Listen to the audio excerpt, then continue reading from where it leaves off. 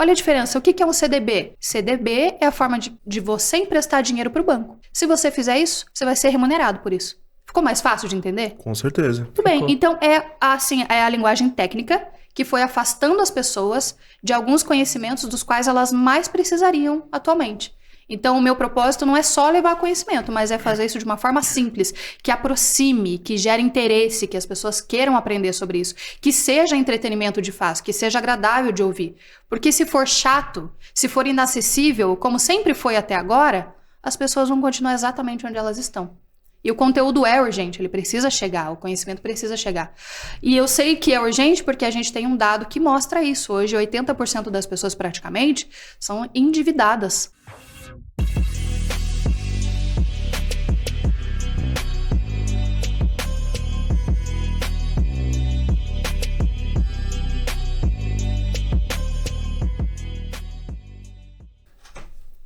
Fala, meus faixas! Muito bem-vindos a mais um Black Belt. Opa, meus faixas, sejam bem-vindos. E aí, David, você tá bem? Eu tô bem, eu sou David, aqui meu companheiro de sempre, Wellington.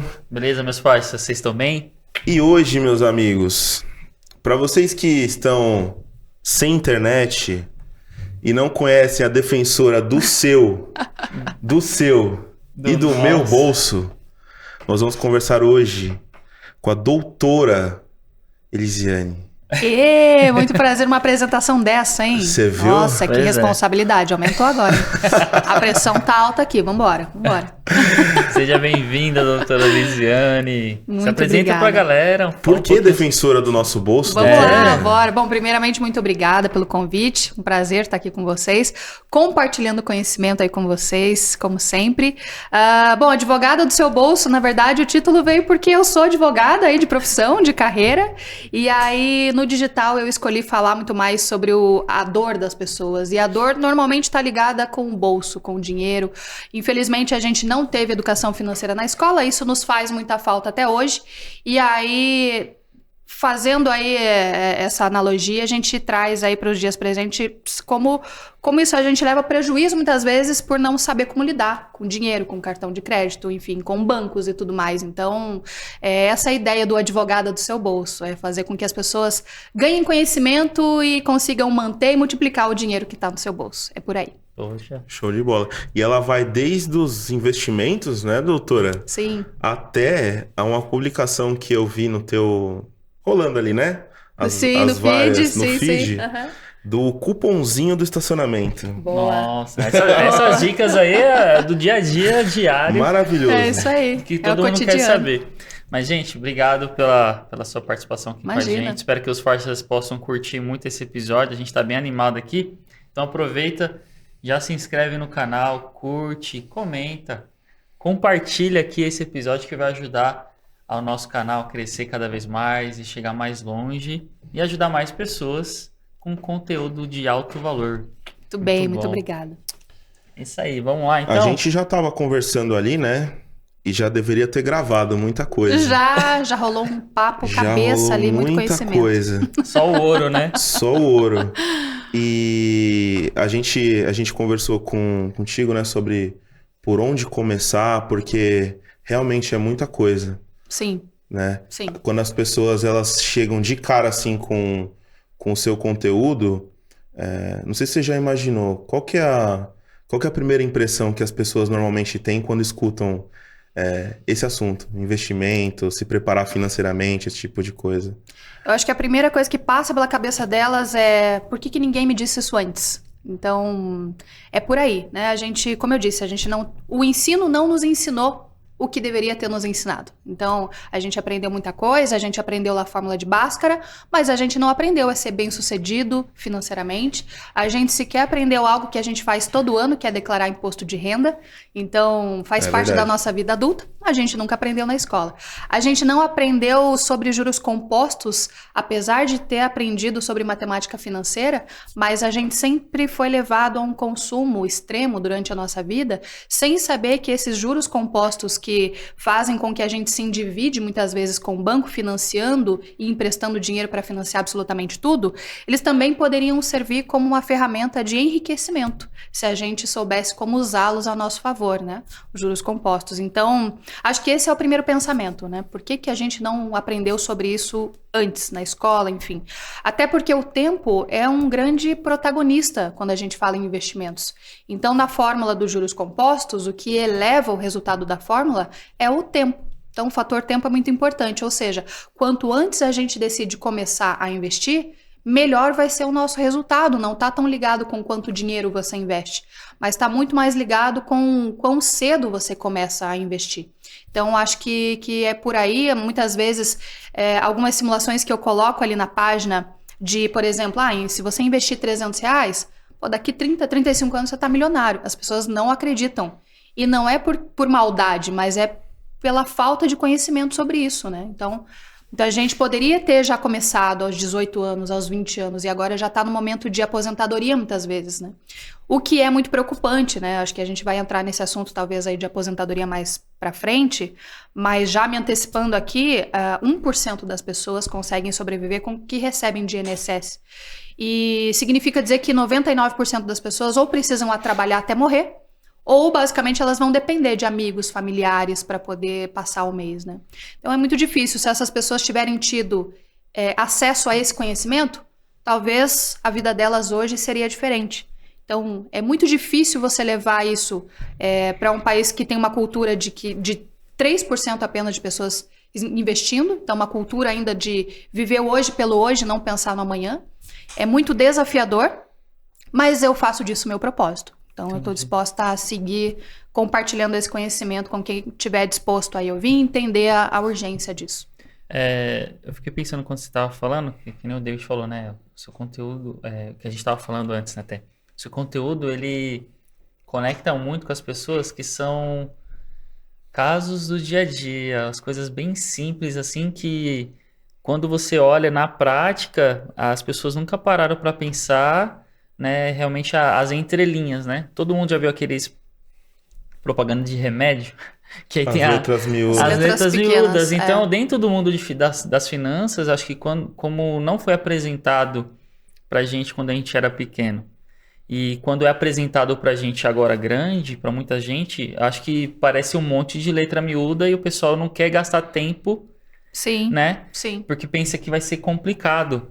E, pessoal, vocês que estão ouvindo a gente aí pelo Spotify, pela Amazon Music e no Deezer, vocês estão assistindo a gente, a doutora Lisiane, ela explica de uma forma muito simples e didática, né? Então, por isso que a gente trouxe ela aqui para poder nos ajudar a desmistificar isso, né? Porque quando eu penso em vários termos, por exemplo, CDB, dividendo, né? Esses termos que as pessoas às vezes nunca ouviu falar, aí cria um nó na mente da pessoa e a pessoa fica, Desiste. Nossa, eu não vou Sim. mexer com isso, né? Porque, sei lá, meu dinheiro mal dá para o que eu gasto Sim. pro meu dia a dia, que é realmente a grande maioria dos brasileiros passa por isso, mas foi também porque não teve essas aulas lá no começo da infância, não ensinaram sobre o dinheiro, né? A situação que a gente vive é bem precária, né? De fato. E assim, quando eu me propus a compartilhar esse conhecimento nas redes sociais, o meu objetivo não era demonstrar o quanto conhecimento eu tinha, enfim, eu vim do mercado financeiro, tenho 16 anos de experiência com banco.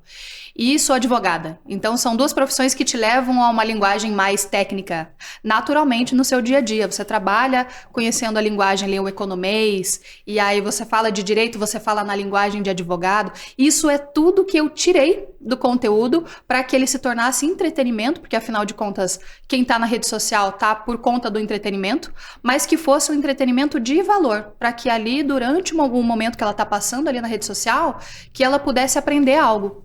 Então, como fazer isso? Se tornar entretenimento de valor e levar conhecimento? Com as situações ali de diálogo, do dia a dia mesmo, do cotidiano. Então, levando a pessoa a viver aquela situação, mas com conhecimento do que ela pode fazer para não perder dinheiro ou para que ela faça esse dinheiro render de forma fácil, tirando todas essas siglas e essas linguagens técnicas. O que é CDB, o que é LCA, mas explicando de forma fácil, com a linguagem de quem nunca aprendeu nada sobre isso, que é praticamente todo mundo, né? 97% ou mais aí da população, 97% ou mais. Mas a ideia foi justamente essa, assim. Então, quando eu vou falar de CDB, por exemplo, olha, o que é o CDB? Então, o CDB significa isso. O CDB, por que esse nome? Então, explicar o conceitual da coisa ali e colocar no dia a dia das pessoas, né? Então, o CDB poderia explicar que é um título, é um papel privado, é um título que o banco emite, coloca à disposição para que quando ele precise de... Mas ninguém vai entender isso. Já dá um nó. Gente, já ninguém... deu um nó agora? Exato. Agora, olha a diferença. O que é um CDB? CDB é a forma de você emprestar dinheiro para o banco. Se você fizer isso, você vai ser remunerado por isso. Ficou mais fácil de entender? Com certeza. Tudo bem. Então, é a linguagem técnica que foi afastando as pessoas de alguns conhecimentos dos quais elas mais precisariam atualmente. Então, o meu propósito não é só levar conhecimento, mas é fazer isso de uma forma simples, que aproxime, que gere interesse, que as pessoas queiram aprender sobre isso, que seja entretenimento de fato, que seja agradável de ouvir. Porque se for chato, se for inacessível, como sempre foi até agora, as pessoas vão continuar exatamente onde elas estão. E o conteúdo é urgente, ele precisa chegar, o conhecimento precisa chegar. E eu sei que é urgente porque a gente tem um dado que mostra isso. Hoje, 80% das pessoas praticamente são endividadas. São pessoas que, mês a mês, elas têm que selecionar qual é a conta que elas vão pagar. E elas têm que deixar outra conta de lado, porque o dinheiro nunca dá. E por que ele nunca dá? Né? Então, depende do seu salário? Muitas vezes não. Muitas vezes está ligado com a sua atitude em relação ao dinheiro, muito mais do que quanto dinheiro chega até você.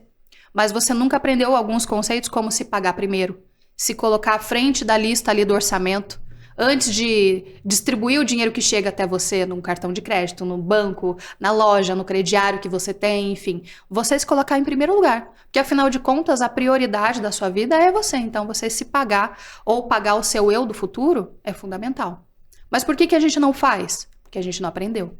Nossa. Então, isso não se tornou culturalmente normalizado ali, né? A gente não tem essa cultura de se pagar primeiro. Então, qual é o resultado disso? Atualmente, não estou nem falando de futuro, estou falando do que acontece hoje. Praticamente 80% da população é endividada. 1% das pessoas conseguem sobreviver com o que recebe de INSS. Por quê? Porque dependem de INSS. As pessoas não deveriam depender do INSS para sobreviver. Até porque o INSS ele já foi um modelo de pirâmide onde você tinha uma base de pessoas mais jovens contribuindo e uma ponta ali de minoria aposentada. Hoje isso já nem tem formato de pirâmide mais. Então você tem aqui no meio dessa ex-pirâmide pessoas trabalhando que vão se aposentar e o que está vindo antes dela não é suficiente para pagar. Tá invertendo, né? Ela tá virando um negócio que vai virar... Exato, ela tem uma barriga hoje aqui, lá na ponta pessoas aposentadas, essas pessoas vão chegar aqui e quando elas chegarem, a base vai ser menor do que elas aposentadas, ou seja... Não está nascendo gente para pagar a sua aposentadoria.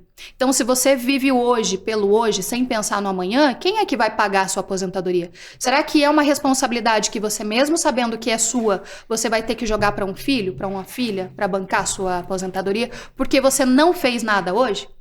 Então, é usar o conhecimento que você tem agora para fazer alguma coisa ao seu favor.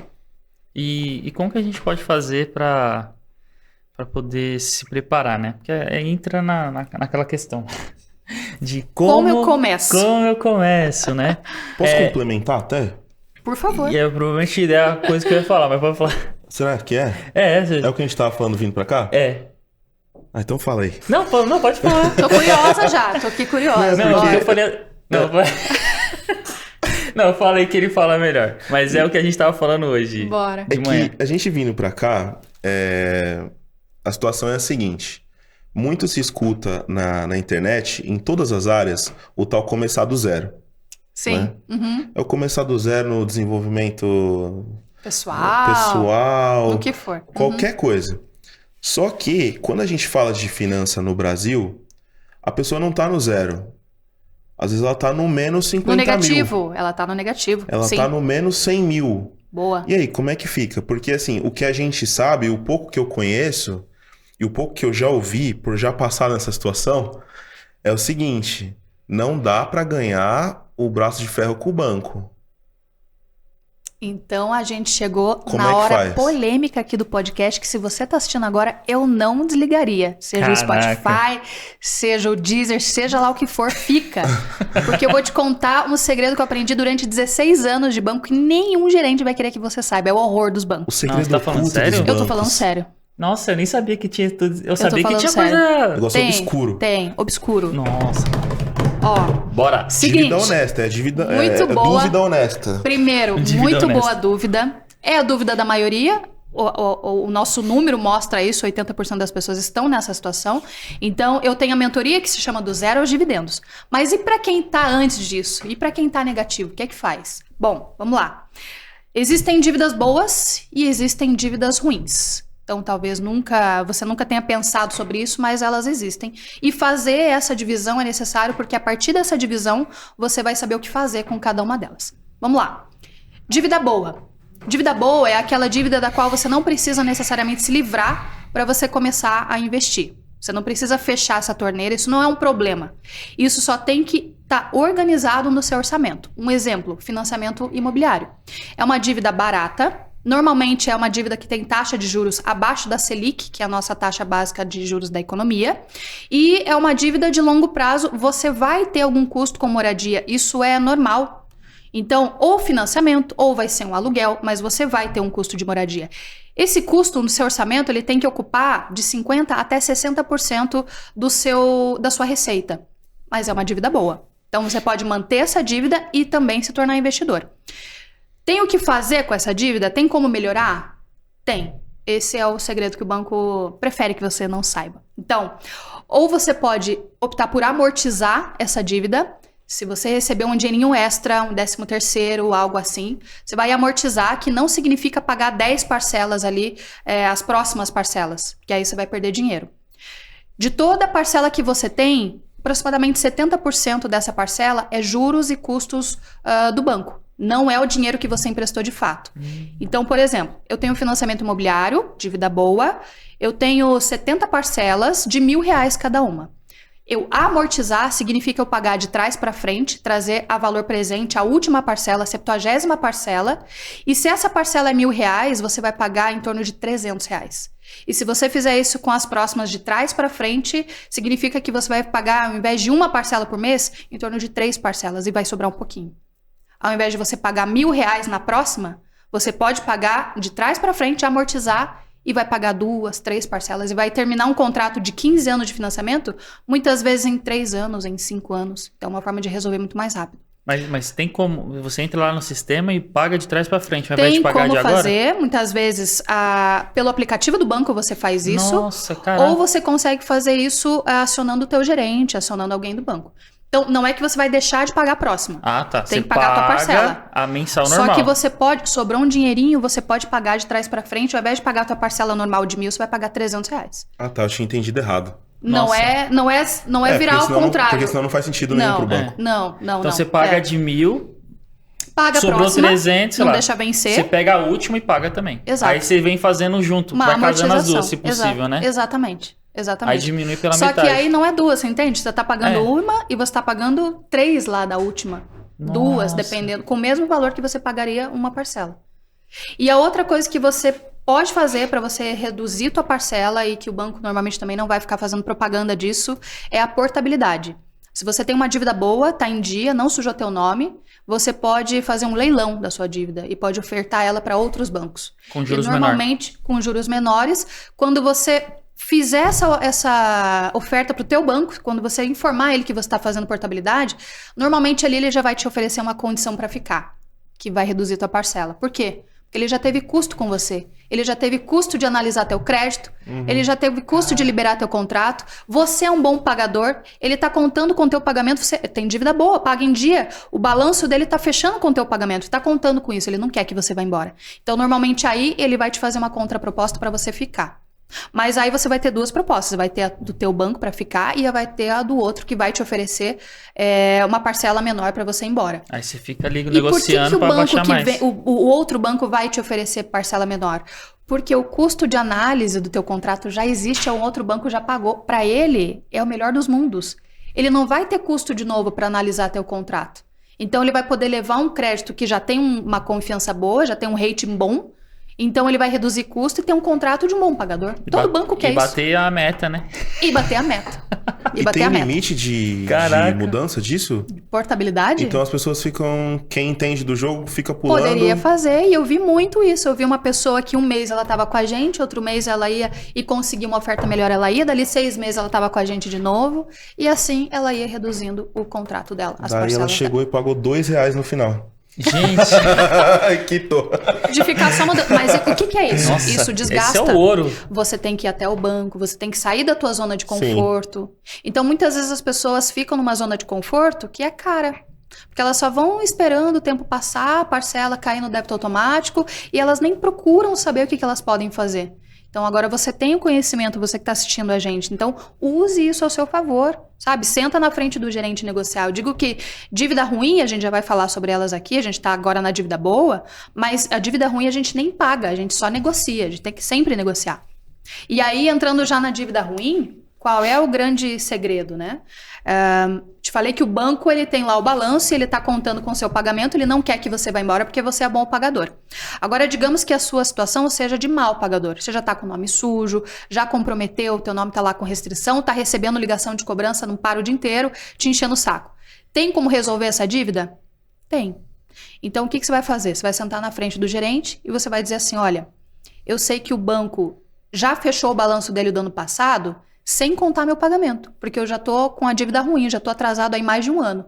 Então, você já nem conta que eu pague essa dívida. Teu balanço já tá fechado sem meu pagamento, certo? O valor que eu te pagar agora, tá bom. Por que tem dívida que você tem 90% de desconto para pagar? Porque o banco já seguiu a vida dele sem o teu pagamento. Por que você vai lá e vai oferecer tudo que você tem logo de cara? Dinheiro perdido. Porque o valor que você oferecer, muitas vezes com desconto de 90%, 80%, para ele tá bom, você vai resolver a tua parte, vai quitar, para o banco vai estar melhor ainda, ele já nem esperava receber nada e ele recebeu alguma coisa ainda daquele pagamento. Então, dívida ruim, você não paga, você negocia. Então, esse é o grande macete, mas as pessoas, ou pelo desconhecimento, ou mesmo por uma questão pessoal, de vaidade, de ego, elas não sentam na frente do gerente para negociar. Mas eu fui gerente durante 16 anos, gente, eu quero dizer para vocês assim... Se libertem disso, porque o gerente pouco tá ligando para quem é você e para te julgar em relação a isso. O banco espera que você faça isso, ele quer que você faça isso. Você não vai ser menor do que o gerente de banco porque você tá negociando uma dívida, você vai estar sendo esperto. E decisões espertas, decisões racionais com o teu dinheiro levam a boas decisões. Quando você toma uma decisão emocional com a tua grana, ai, não vou porque eu tenho vergonha, não vou porque eu vou ficar humilhado. Normalmente, decisão que envolve dinheiro com emoção é uma decisão ruim. E qual que é o exercício para se tornar mais racional com o dinheiro, então? Começa com poucas decisões. Por exemplo, se alguém te pedir dinheiro emprestado, cara, problema, já sai fora. Não importa se for a história mais triste que você ouviu. Então, se você foi tocado, é melhor você doar aquele dinheiro. Mas não tome uma decisão pautada na emoção de emprestar, por exemplo. Normalmente você vai perder o relacionamento, o amigo, enfim, seja lá quem for, e o teu dinheiro. Mas é no dia a dia, é treino, tá? Assim como esse conhecimento você não tinha, acho que a mentalidade em relação às nossas finanças é algo que a gente precisa treinar e ir se acostumando. Mas separa, sabe como você separa o seu lado pessoal do profissional? Assim também é com dinheiro. Quando as decisões estiverem relacionadas com grana, então não tem mais emoção ali. Seja uma pessoa fria e calculista, porque os outros vão ser com você. O gerente do banco vai ser com você, porque ele não vai trabalhar para você e não vai pensar em quão triste você vai ficar se ele te cobrar juros de mora de cartão, por exemplo, de 18% ao mês. É decisão racional do banco. Então, haja dessa forma também com o seu dinheiro. Nossa, interessante isso. Agora, na hora de comprar a pizza, hein? Aquele dia que você tá triste. É esse tipo de coisa, né? Vou te falar. É verdade. É sobre isso, sim. O excesso disso é um problema. Mas eu vou te falar que até pra isso tem solução. Atenção, não sai ainda. Não, porque eu trouxe soluções. Eu não vim pra trazer problema. Problema, a gente já vem muita gente trazendo problema. Eu acho chato. Nossa, eu não vou sair de casa pra ir pra um podcast desse nível para levar problema. Eu vou levar a solução. Show. Então, bora falar da pizza. Eu costumo dizer que existem cortes inteligentes E se dá bem quem faz corte inteligente e vive bem financeiramente, consegue se tornar investidor, porque muita gente que está assistindo pode achar assim, investir é uma vida de privação. Não vou poder fazer nada, Sim. não vou comer minha pizza, ou vou ficar triste, daqui a pouco eu tô lá no chuveiro, em posição fetal, chorando, investindo. Quer dizer, o que adianta? Nada, não resolve nada. Então, o investidor, pelo contrário, ele não vive de privação, ele vive de realização. Porque quando você investe, você aprende a se organizar melhor, começa a entender quais são as suas prioridades na vida, e atendendo às suas prioridades, você começa a se sentir mais realizado. Vou dar um exemplo de um corte inteligente. Quando você tem alguns amigos que você já não vê há bastante tempo e eles te chamam para comer uma pizza. Vai rachar lá o valor da pizza, vai dar R$30 para cada um. Você sabendo disso, você toma uma decisão de, não vou comer a pizza porque eu vou guardar meus R$30 aqui, porque agora eu sou investidor, eu vou viver dividendos. Direto. Exatamente. Gente, o que vai acontecer? Você vai ficar mais triste, mais depressivo. Você vai perder talvez um relacionamento que você poderia deixar mais forte, você vai tornar mais fraco esse elo, que talvez fosse muito importante, não tivesse nem valor para você calcular em relação aos seus amigos. E não é um corte inteligente. Por quê? Porque é uma atitude sua que vai ter um reflexo único. Você economizou trintão, certo? Só. Acabou aí o reflexo. Não é corte inteligente. Esse é um corte burro. O que é um corte inteligente? Você pegar agora o seu extrato do banco, pegue agora seu extrato do banco e olhe lá se você não está pagando alguma tarifa de pacote de serviços de algo que você nem sequer usa. Muito bem, então você vai olhar lá o pacote, ele vai estar lá, porque o seu gerente não vai nem falar para você que você não está usando. Ele só vai te deixar pagar. E aí você vai fazer um corte. Você vai pegar teu cartão de crédito e você vai ver que você está pagando uma anuidade do cartão de crédito. Isso também dá para você negociar. Primeiro, a tarifa de pacote de serviço. Você pode optar por pacote de serviços essenciais, que todo banco é obrigado a te oferecer. Vai continuar como uma conta corrente, mas você não paga nada fixo, paga só pelo que usar. Excedente a esse pacote, porque tem coisas que estão inclusas nele. Anuidade de cartão de crédito você pode negociar, muitas vezes de acordo com a média de gastos que você tem, você já negocia, zera a anuidade do cartão ou ao menos diminui. Outra renegociação. Serviço de telefone, por exemplo. Então, muita gente está com um plano de celular, seja ele lá pós-pago, mas você já não usa muita coisa daquele plano e aquilo tá te levando, sei lá, R$30, R$50 todo mês.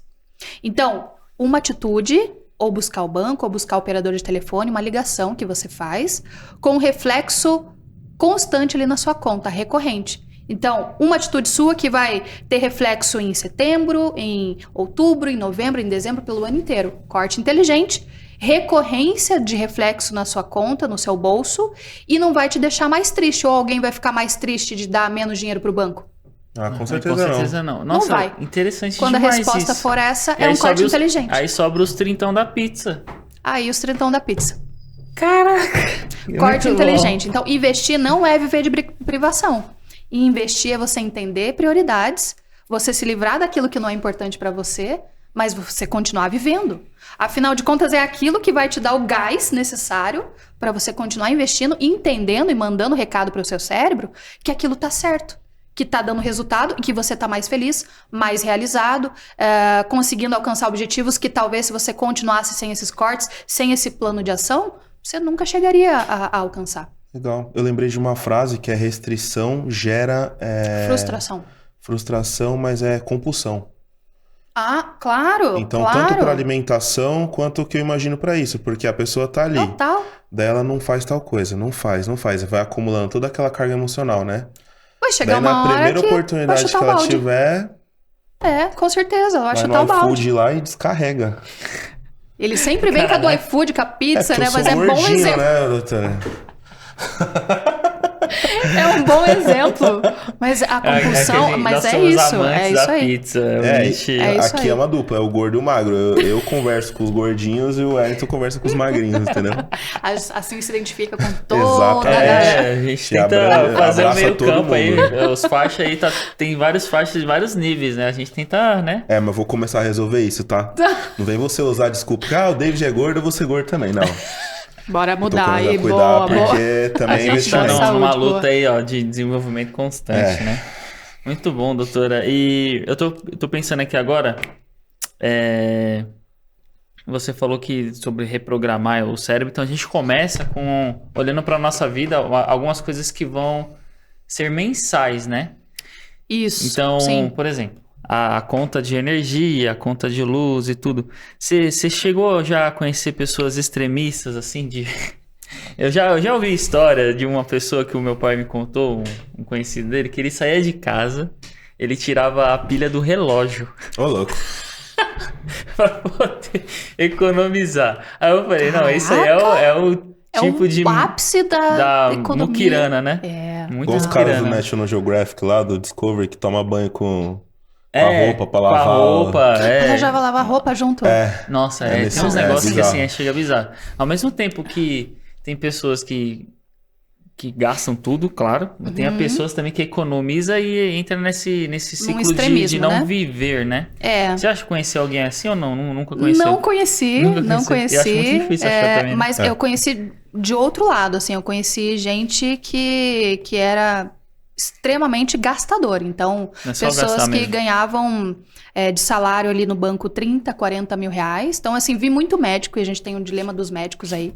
Então, é legal a gente falar disso. Porque muita gente também pensa, outra crença limitante aí, né? Investir vai me fazer viver de privação. Ou, investir é para rico. Preciso ter muito dinheiro para investir. Se eu tenho pouco dinheiro, eu não tenho que começar agora, eu tenho que esperar ter muito dinheiro.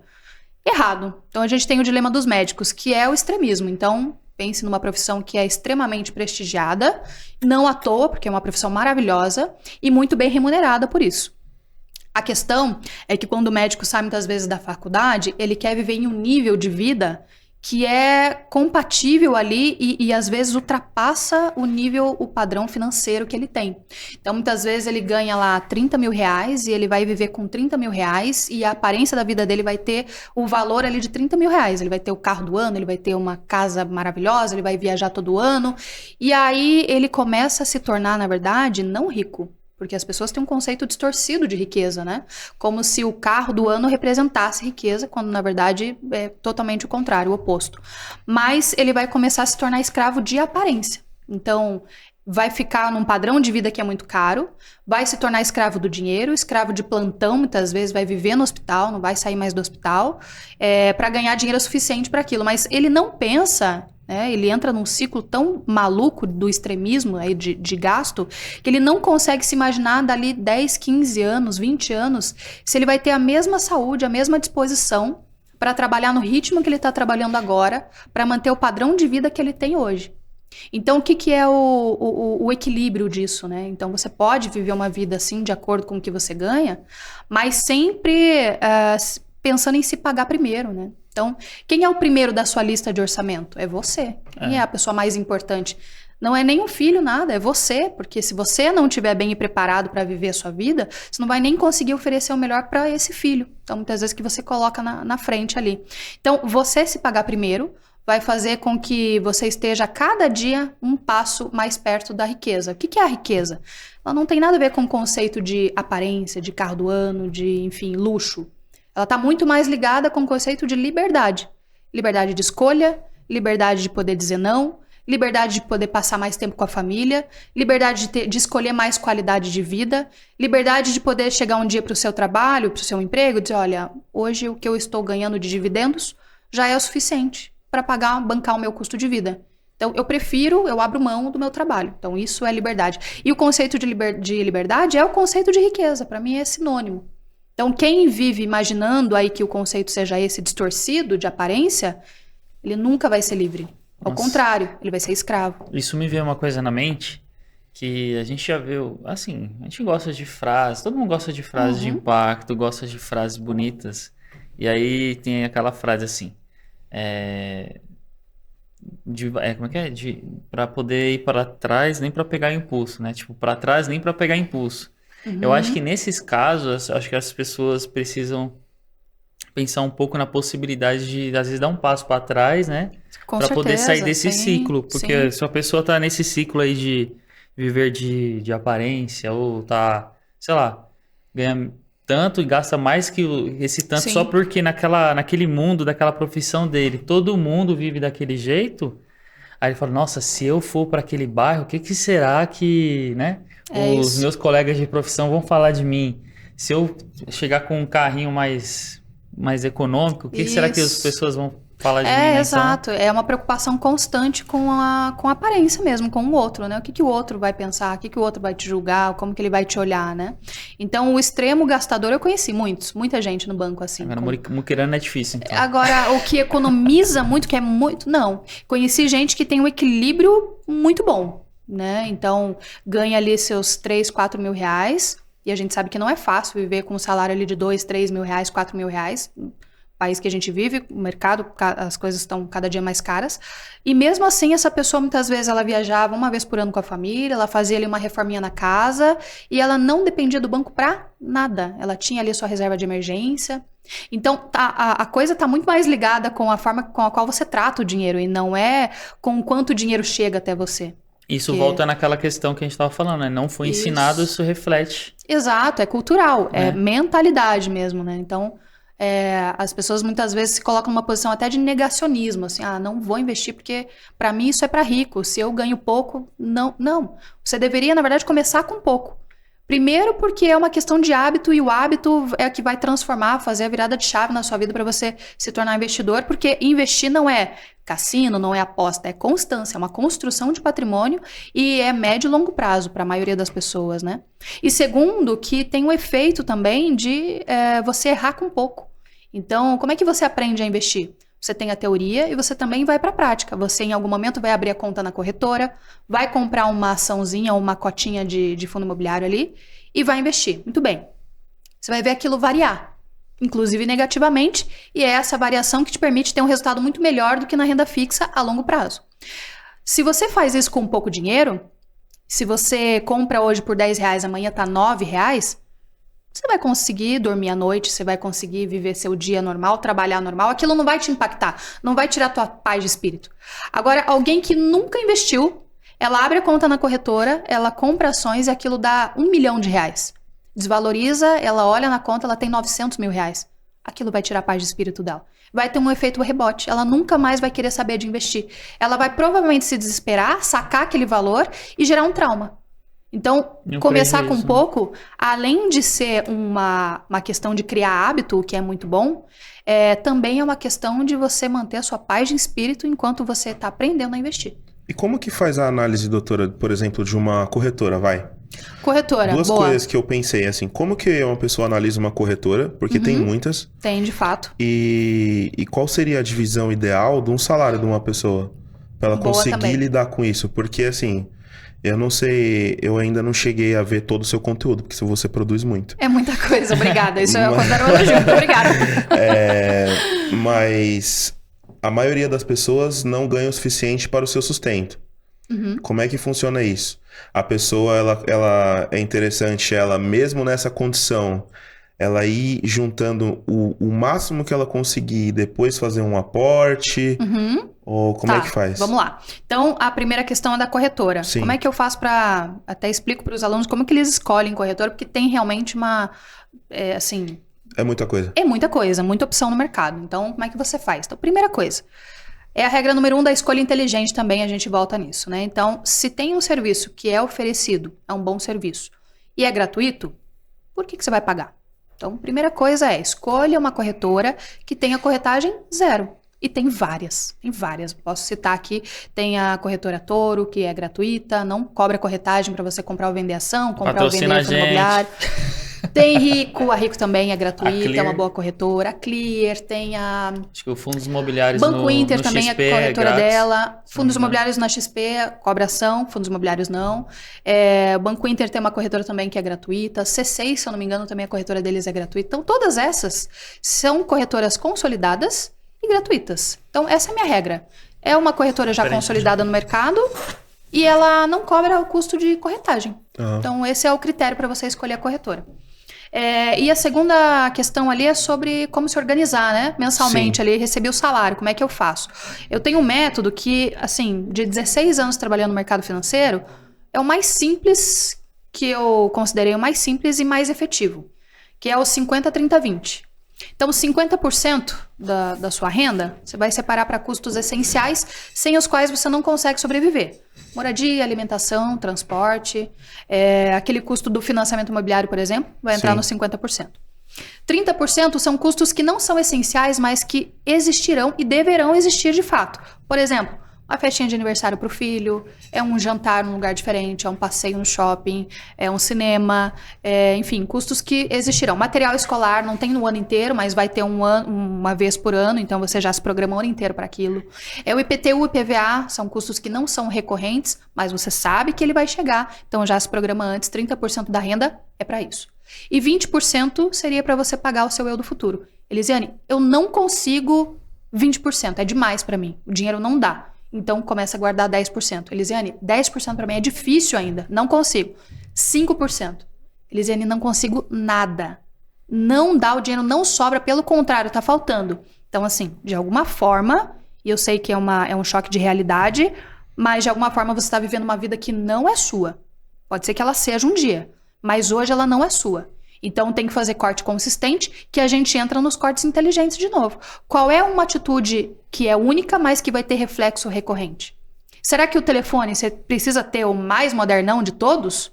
Você está usando todos os recursos? Será que você não consegue, de repente, não é melhor você vender, ter um mais simples e fazer uma graninha extra? Será que, de repente, o plano de telefone está adequado à tua realidade?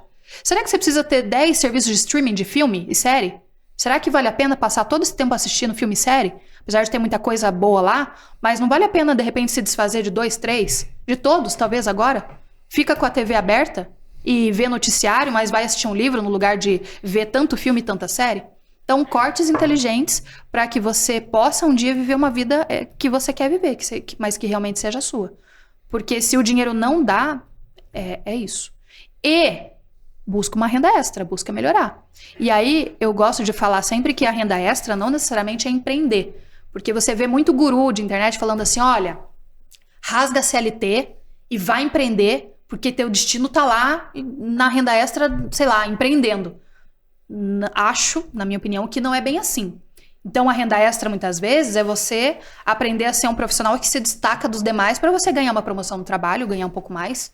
Ser aquele profissional que, de repente, quando surgir uma vaga melhor, que te pagar melhor, você vai ser o selecionado. Se prepare, estuda um pouco mais. Você tem recurso para isso atualmente, você tem acesso a conhecimento que você não tinha há 10 anos atrás. Exatamente. O canal do gratuito. Black Belt, né? Gratuito. Boa, canais como esse. Se inscreve aí agora, se inscreve, por favor. Começa a aprender. Oratória, por exemplo. Né? Verdade. E a Giovanni doutora Begossi também, tá né, aí doutora? fala seu arroba agora, para quem tá ouvindo. Boa, é @doutora Elisiane. Porque você falou de mentoria, tudo, tá tudo lá, né? Tá tudo lá, tá tudo lá, isso, tá tudo lá. Quem quiser aprender, é do zero mesmo, passo a passo, como que abre conta na corretora, absolutamente tudo. Não, do zero assim. não, né? Do menos o quanto você tiver, né? Você viu? Eu vou além pra menos, né? Como é que você faz pra resolver? De valor, gente. É isso aí. Vamos lá, dá um apoio aí. Doutora, e quem acha que joguinho... polêmica. A gente não sai da polêmica aqui hoje. E quem acha que joguinho é renda extra? Me fala o que você tem a falar sobre isso aí. Eu vou te falar uma coisa. Né? Eu vou te falar assim, ó.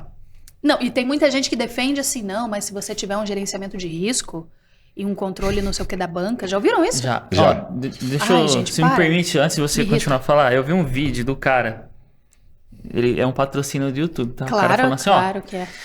Aí alguém lança uma pergunta pra ele, aí ele fala assim, não sei o que você viu, o que você acha desses jogos, não sei o que. Eu não faço esse negócio aí de jogos, que não sei o que engana as pessoas, mas não sei o que. Mas eu descobri um método, uma forma que dá pra você... Tipo, ele critica as pessoas lá que estão fazendo, só que o método dele é diferente. O dele dá certo. Não, porque o dele dá certo. É porque o dele funciona. E aí ele tá vendendo. O robô dele consegue ver qual que é a próxima jogada lá. Exato. É isso. É o visionário. Assim, a gente já falou muito disso aqui com outros convidados e tudo, né? Mas a gente sabe que é uma arapuca, né? O que você tem a dizer sobre isso?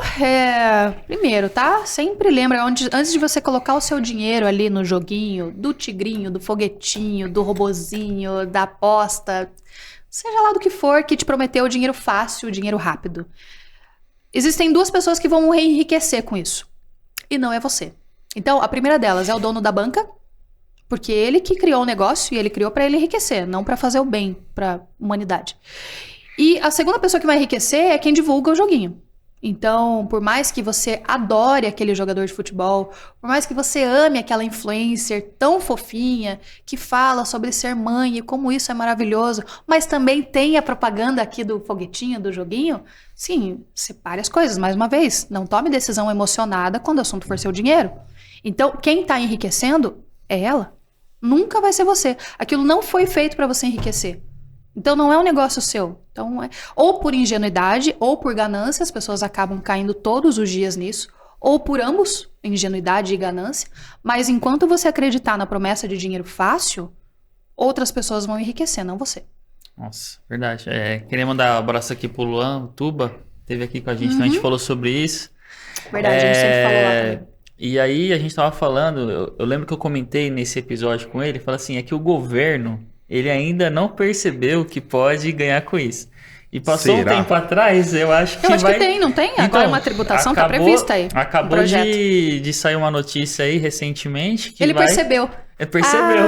Ele eu percebeu. Tinha falado, eu falei, não, é que o governo ainda não percebeu. Passou um mês, os caras já estão tributando, né? Então, o governo vê que é um dinheiro fácil, né, de tributar. Claro. E, assim, infelizmente a gente sabe que não vai ser realocado como deveria, assim como os outros impostos muitas vezes não são, a grande maioria não é realocado para o que realmente a gente precisa. Importa, sim. Saúde, educação e segurança e desenvolvimento do país. E estamos aqui com a guerreira doutora Elisiane, que está tentando nadar contra a maré para ajudar a gente. É isso aí. Acho que não é nem assim você revolucionar o mundo, você não vai conseguir mudar o mundo, né?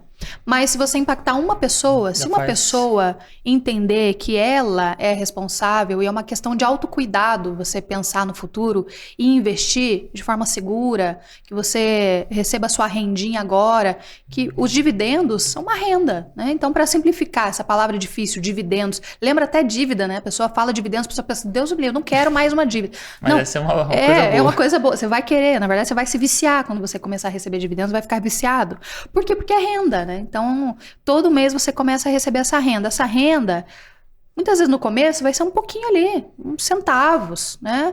Mas isso vai aumentando ao longo do tempo, porque é uma construção. Então, não é dinheiro fácil, não é promessa, é uma construção.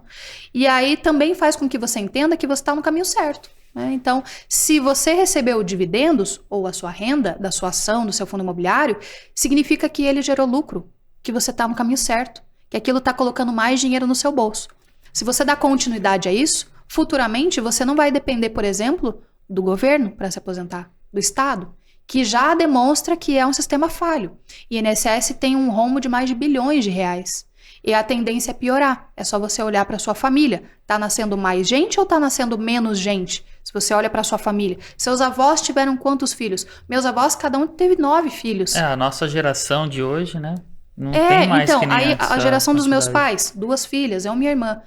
Eu tenho um filho só, não pretendo ter outro. Talvez na geração dele, será que as pessoas ainda vão ter? Quantos filhos vão ter? Então isso vai se reduzindo. E o sistema de aposentadoria do nosso país não foi planejado para isso. Então foi mal planejado, na verdade. E as pessoas que planejam isso sabem disso. E mesmo assim tomam decisões que vão contra você. Então, o único responsável, o único capaz de mudar o seu futuro é você mesmo. Então, não espere que o Estado faça isso. Um exemplo é a arrecadação que a gente estava falando agora sobre tributo. De 90% aí de imposto arrecadado, o governo ele pode tirar 20% para fazer o uso como ele quiser. Por exemplo, ele faz isso com 90% do que arrecada de INSS. Então, todo o valor que você é obrigado a contribuir mensalmente na folha de pagamento com o INSS, você pode pensar que 100% desse dinheiro está indo para a aposentadoria das pessoas. Não está. Primeiro, você não está acumulando nenhum patrimônio seu, está tudo indo para pagar a aposentadoria de quem já está aposentado lá na frente, né? Mas, mais grave do que isso, 20% desse valor o governo retira, na verdade 30% atualmente. Nossa, a primeira decisão era de 20%, agora aumentou para 30%. Do valor arrecadado que ele pode usar no orçamento como ele bem entender. Não está escrito na lei como bem entender, mas é DRU. Depois você pode pesquisar o que significa DRU. Basicamente é o governo dizendo para ele mesmo assim, olha, do valor que você arrecada em INSS, 30%, não 20%, 30%, porque a coisa está indo bem, né? Então 30% vamos tirar e vamos usar como a gente bem entender. Você merece. Caraca, pode ser para fundo eleitoral, pode ser para cabide de emprego, pode ser para... O que for mais conveniente para ele, não para você. Contas no exterior da Suíça. Então, o complicado disso é que essa decisão que aumentou o percentual já vinha quando o INSS já estava em um rombo de bilhões. Então, isso não é uma novidade. E as decisões continuam indo contra você. Então, como é que as pessoas veem lógica em depender do governo para se aposentar daqui 10, 20, 30 anos, por exemplo? Como é que a gente vai estar? Como é que o INSS vai estar? Se hoje já não é suficiente, se hoje só 1% das pessoas sobrevivem com o que ganham de INSS, como é que vai ser daqui 10 anos, 15 anos? E eu vejo também uma questão assim, a gente sempre fala disso, assim, eu concordo com os programas sociais que existem, mas eu não concordo com a forma que eles são implementados, né? Tipo, às vezes você só tem um programa social, mas não ensina a pessoa a pescar. Sim, né? Não tem só dá o peixe, um aparato ali que faz tire a pessoa desenvolver. Sim. Então, isso também é um problema, né? Que é uma outra forma que o dinheiro sai. Pode até ser que o governo use esses 30% para esses projetos sociais. Pode ser que sim. É uma coisa boa? Ajuda muitas pessoas? Ajuda. Mas a longo prazo, só ajuda as pessoas a ficarem ali paradas. Sim, não tem, nada. Assim, as decisões, muitas vezes, elas são tão populistas que elas não prevêem uma sustentabilidade. Isso, essa é a palavra, né? Não tem sustentabilidade. Então não é sustentável. Mas elas preveem que aquilo vai ser sustentável para que elas se mantenham no poder, muitas vezes. Mas financeiramente não é sustentável. Quem vai pagar a conta? A gente. Normalmente é quem mais precisa de grana, normalmente é o mais pobre. Então, quando a gente pensa sobre isso, e a gente vê que a gente não aprendeu sobre educação financeira na escola, qual é o interesse dessas pessoas, por exemplo, do Estado, que você tivesse tido educação financeira, para que você entendesse que os juros compostos podem trabalhar ao seu favor, por exemplo, ao invés de dar tanto lucro para banco. A gente tem 2 bancos que são públicos atualmente, né? O governo é o acionista majoritário do Banco do Brasil, por exemplo. Mas não vou nem me aprofundar tanto sobre isso, mas para você fazer essa reflexão. Quem decide o que você vai aprender na escola? Por que você aprendeu a tal da fórmula de Bhaskara e não aprendeu a cuidar do seu dinheiro?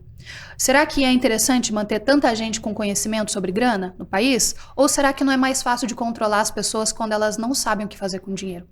Nossa. Então fica a reflexão, né? E aí entra um outro convidado que a gente trouxe aqui, né? O Dr. Felipe Placa, né? A gente fala sobre isso, a questão de estudo, né? Primeiro que a gente não aprendeu a estudar da forma correta e o que a gente estudou pouco pode se aproveitar na questão a sustentabilidade da nossa vida como sociedade. Sim, né? Total. Você já tem algum material, O melhor disso doutora? é o imposto de renda.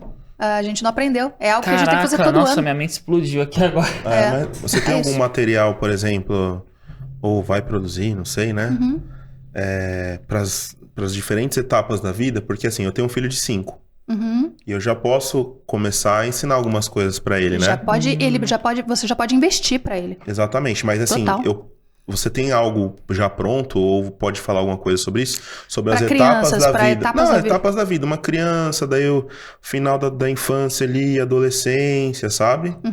Então, assim, eu tenho um método de investimento que ele vai se aplicar tanto para quem está começando aos 18 anos, por exemplo, primeiro emprego, já quer reservar e se pagar para o futuro, mas também é aplicado porque eu tenho muitas mães, alunas, que fazem um investimento para o filho e já abriram a conta na corretora em nome do filho. Mas o método ele é aplicável também. Então, ele já prevê uma segurança, uma proteção e renda todos os meses. O que vai mudar? O tempo de reinvestimento vai ser maior. Só que quanto mais tempo você tiver, melhor. Então, o método vai funcionar. Quanto mais tempo você tiver, melhor ele fica. Sim. Então, o método consiste em terra, ouro e mente. Terra, imóveis. Então, hoje a forma de investir em imóveis mudou, né? Então, a gente fala ali, eu brinco que o tiozão do terreno, quando você fala investir, sempre tem aquele tiozão do almoço de domingo, fala, não, investimento para mim é imóvel, eu vou comprar ali um lotinho, vou colocar 3 casinhas, vou colocar para alugar, isso para mim é investimento, eu não quero saber de outra coisa. Então, o tiozão do terreno, ele não está completamente errado, ele tem a sua razão, porque imóveis fazem com que o seu dinheiro fique protegido da inflação, porque você vai ter uma correção desse valor do ativo em si e de eventual aluguel que você receba. E você tem uma estabilidade em relação a imóveis também, uma segurança maior, investir em solo. Solo é cada vez mais escasso, né? Então é sempre bom investir. Mas hoje mudou porque você pode fazer isso a partir de R$10 com fundos imobiliários.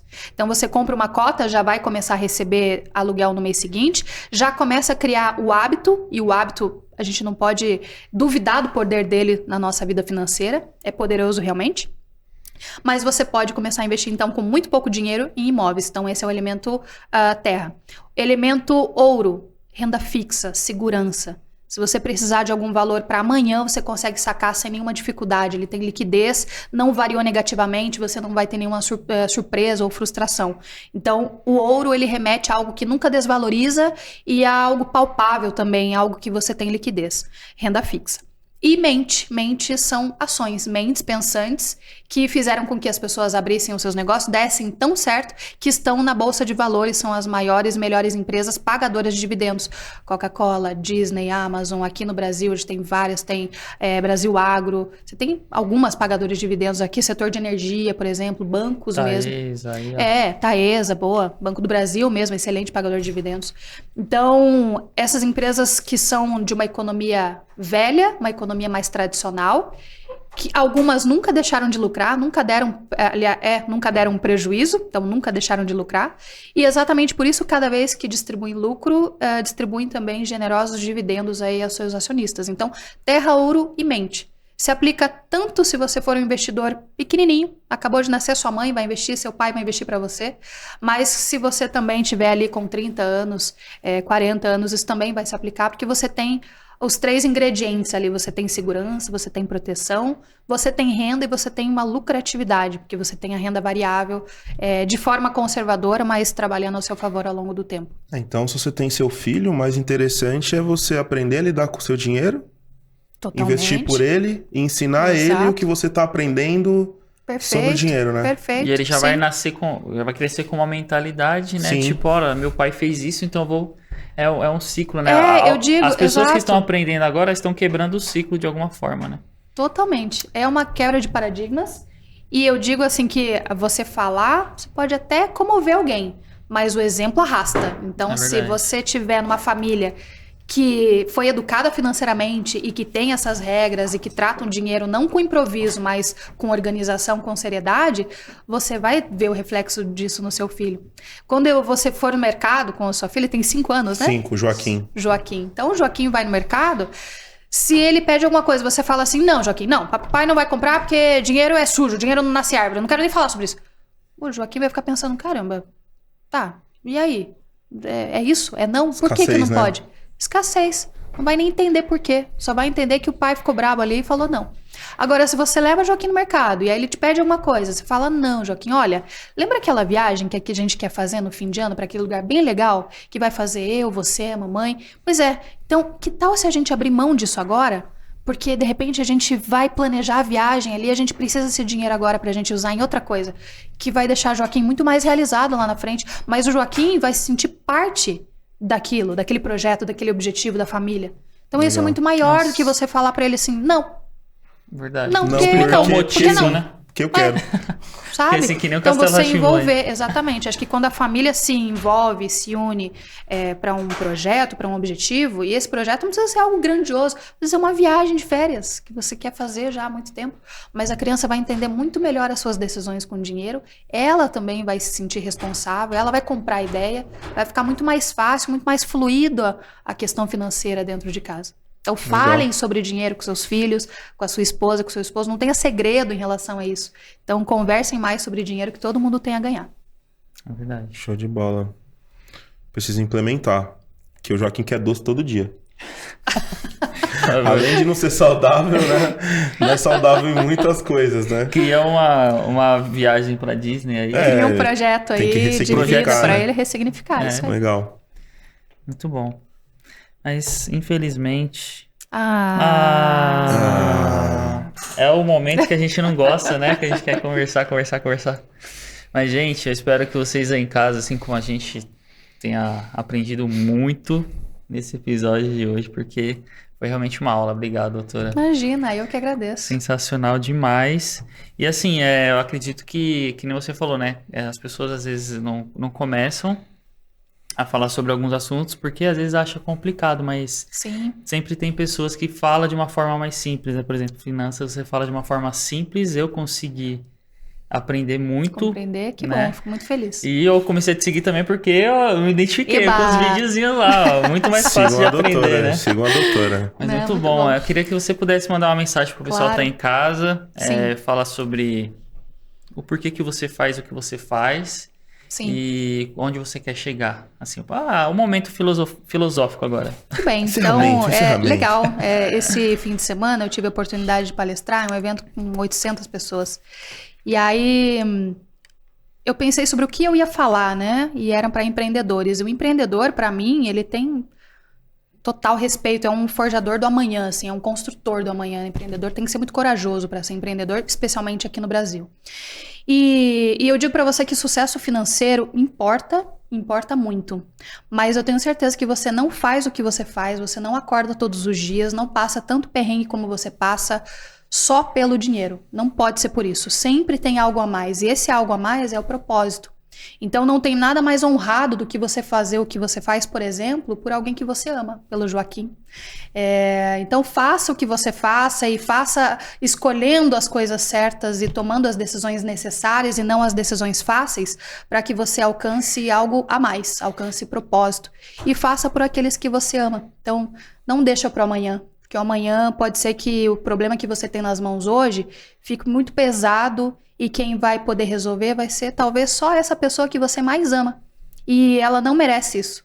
Você, na verdade, merece muito mais. Você merece que no futuro você possa olhar para os olhos dessa pessoa e dizer, olha, eu resolvi meus problemas. Você pode seguir com a sua vida, você pode fazer a viagem que você quer fazer com a sua família, você pode viver os seus propósitos, porque eu resolvi os meus problemas e eu vivi o meu propósito. Então, acho que é isso. Sem palavras. É isso aí. Era filosófico, né? Então eu fui aqui na... Não, exatamente. Tá certo. Muito bom, obrigado, gente. Então, meus faixas estão em casa, se inscreve no canal, apoia nosso projeto, compartilha aí esse episódio sensacional que a gente teve hoje. E mais alguma coisa, meu querido? Não, redes sociais, a doutora já falou, né? Boa. Uhum. Vai estar aqui na descrição também. As nossas, o Instagram, segue a gente lá também pra gente conseguir ir impulsionando essas ideias boas. Pra gente conseguir aos poucos ir melhorando o nosso cenário. Exatamente. As nossas vidas, nosso país, nossa todo família. Mundo ganha. Todo mundo. Isso aí, com conhecimento todo mundo ganha. Concordando ou não também, comente aqui o que você achou. E bola pra frente. Até a próxima. Mais alguma coisa, doutora? É isso, até a próxima. Não deixa pra amanhã. Um abraço, até mais, meus faixas. Valeu. Tchau, tchau.